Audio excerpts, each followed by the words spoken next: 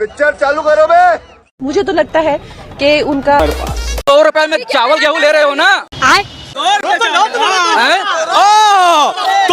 चावल गेहूँ, 40 रुपए किलो गेहूँ, आटा बिक रहा है 2 रुपए चावल गेहूँ। अब बताइए 2 फ्री में बढ़ते हो? कांग्रेस के राज में फ्री नहीं मिलता था, पहले लोग गोबर खाते थे, जब बीजेपी आई तो अनाज खाना चालू किए हैं। अभी तो जाने हैं गेहूँ है, ये चावल है, इसको गेहूँ चावल कह रहे यार। मैडम सुनिए, कीमत बहुत बढ़ गई है सामान की, कीमत बहुत बढ़ गई है सामान की। और बेटियां विदा नहीं हो पा रहे गरीब मजदूर और किसान की, बेटियां विदा नहीं हो पा रहे गरीब मजदूर और किसान की। कैसा हालात बना दिया मोदी जी हमारे हिंदुस्तान की। तो कांग्रेस के नहीं, हम देश के भक्त हैं। नहीं, कांग्रेस के भक्त। कांग्रेस आज सत्ता में कांग्रेस होती ना तो हम कांग्रेस का विरोध कर रहे होते। बात तो सही है, ठीक है, लेकिन जिसने जो सही किया हम उसकी सही का सही कहते हैं। काम तो बताओ, सही करियो। बताता हूँ कांग्रेस के राज में यार, तो हम कांग्रेस को वोट देते हैं। कांग्रेस ने क्या सही किया? कांग्रेस ने देश को मट्टी लूटा है हमारे देश को। अच्छा कांग्रेस ने राहुल, सुनिए मैं आपको कांग्रेस बता, की सबसे बड़ी गलती है वो मेरे सामने खड़ी है। करवा ली बेइज्जती। मजा आया। ऐसे हमारे भाई साहब कह के जा रहे हैं कि ऐसे ऐसे हालात है, ये देखा है। आज के हम कल्चर के युवा हैं, हमें प्रेरणा मिली है मोदी को देखकर। हम जानते हैं कि क्या हो रहा है, कहाँ क्या नहीं हो रहा। जो ना काम कर सके वो इस चीज को बोलते हैं कि हाँ रोजगार नहीं है। मैं कहता हूँ कहाँ रोजगार नहीं है, किसके पास रोजगार नहीं है मुझे बताओ। तेरा तो गेम बजाना पड़ेगा। आप जहाँ चलेंगे वहाँ देखेंगे रोजगार है, करने वालों की कमी है, काम में कमी नहीं है। ये एक सवाल आता है। जैसे अभी भाई के हिसाब से रोजगार तो नहीं है भैया। काबिल आप क्या करते हैं, क्या करते हैं आप? मैं कुछ भी नहीं करता, लेकिन जो कार्य मिलता है मैं वो कार्य करता हूँ। कुछ तो करते होगे। मैं कैब चलाता हूँ, कौन सी पढ़ाई लगाता हूँ। कितनी पढ़ाई करी है आपने? मैं पढ़ा लिखा नहीं हूँ, बिल्कुल पढ़ा लिखा नहीं हूँ। फिर तो आपके लिए सभी जगह रोजगार है। मेरे ख्याल से ये जो बात है ना वो ये है कि मैं पढ़ लिख के सक्षम हो जाऊं और उसके बाद फिर मैं ओला उबर चलाऊं। तो अब कहने को तो मेरे पास रोजगार है, मैं पेट भर रहा हूं, रोजगार तो वो भी है, लेकिन काबिलियत के हिसाब से रोजगार नहीं। और अभी तो रुको, क्लाइमैक्स अभी बाकी है। दुनिया के सबसे आधुनिक अर्ली वार्निंग सिस्टम यहां स्थापित किए गए हैं 2014 के बाद। ठीक है, मान्यवर, दुनिया में बहुत कम देश है जो 7 दिन पहले आपदा का आकलन सार्वजनिक करते हैं, पूर्वानुमान सार्वजनिक करते हैं। भारत वो चंद 4-5 देशों में है जो 7 दिन के पहले पूर्वानुमान साझा करता है। Wake up to reality.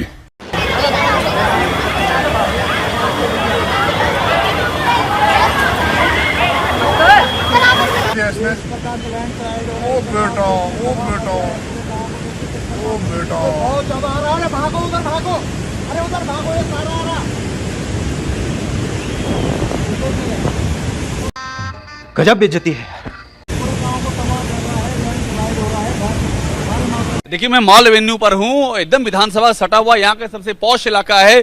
यहीं पर कांग्रेस का दफ्तर है, यहीं पर बीएसपी की जो मुखिया बहन मायावती उनका घर है। यहाँ पर मंत्रियों के आवास हैं, कैबिनेट मंत्री यहाँ पर रहते हैं। यूपी बीजेपी के अध्यक्ष भूपेंद्र चौधरी वो भी यहीं पड़ोस में रहते हैं। और यहाँ की आप तस्वीर देखिए किस तरह से पानी भरा है। ये देखिए, मैं पहले कहता हूँ नेशनल इंटरेस्ट के साथ पॉलिटिक्स नहीं होनी चाहिए। अच्छा, आर्मी को हमको पॉलिटिक्स से बाहर रखना चाहिए। बात तो सही है। रुको जरा, मैं मेरे फर्स्ट टाइम वोटर से कहना चाहता हूं कि आपका पहला वोट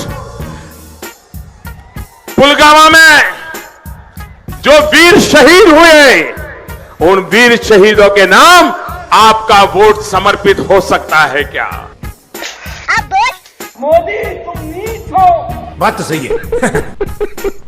इस सज्जन को क्या तकलीफ है भाई? मोदी तुम साफ हो। क्या तकलीफ है इनको?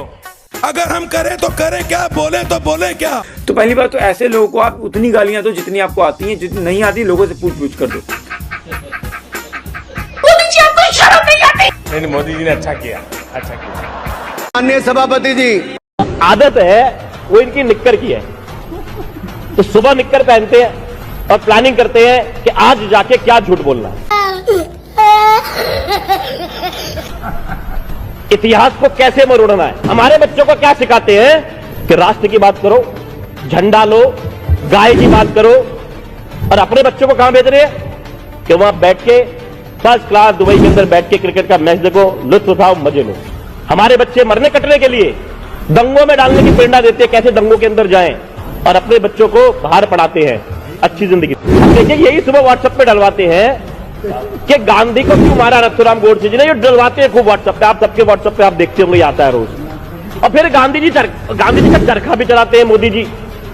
तो हाईली कंफ्यूज जो लोग हैं कि किसके साथ है इनको पता ही नहीं है। जम्मू कश्मीर में ना कोई पूछता नहीं, पंजाब में ना कोई पूछता नहीं, दिल्ली में 7 पुश्तों में इनका कुछ नहीं होना। 7 पुश्तों की तो गारंटी है। झारखंड देवघर से लेकर के बिहार में दरभंगा तक इस प्लानिंग के साथ नए नए एम्स खोले गए हैं ताकि लोगों को इलाज के लिए सैकड़ों किलोमीटर दूर न जाना पड़े। आइए देखते हैं। और वो सामने बिल्डिंग दिख रहा है ना, उसमें इलाज होता है। 750 बेड का हॉस्पिटल है, वो ऊपर का वो बिल्डिंग जो दिख रहा है उसमें 750 बेड का हॉस्पिटल है और 1250 करोड़ रुपए का ये एम्स है। देखिए आप लोग सब कितना अच्छा लग रहा है भाई। कुछ नहीं बना है, नहीं बना दिख रहा है, एम्स नहीं बना दिखता है। वो बिल्डिंग नहीं दिख रहा है एम्स। हाँ वो बड़ा बिल्डिंग है, नहीं बना हुआ है। हाँ बड़ा है। नमस्कार, आप लोग देखना शुरू कर चुके हैं बिहार वाला और मैं हूं मिथुन कुमार। दोस्तों अभी हम दरभंगा में हैं, जहां पर मोदी जी कल बोले हैं कि दरभंगा में एम्स खुल गया हुआ है। तो हमारे पीछे देखिए यही दरभंगा का एम्स है। गजब बेइज्जती है जो खुला पड़ा हुआ है। मोदी जी जिस हिसाब से कहें कि एम्स वहां चालू है, खुल गया हुआ है, तो यही हमारे पीछे एम्स है जो बनकर तैयार है। इसमें आप लोग आइए और इलाज कराइए। ये एम्स बना हुआ है, देखिए सब बिल्डिंग बना हुआ है, अच्छा अच्छा बिल्डिंग बना हुआ है। देखिए सब में इलाज लिखा हुआ है, ये विभाग है, ये विभाग है, ये विभाग है। चलिए शुरू करते हैं। कि पल पल नखरा दिखावे जोगिया, वाह कीजिए, वाह वाह वाह वाह। पल पल नखरा दिखावे जोगिया, जनता को चुतिया बनावे मोदिया।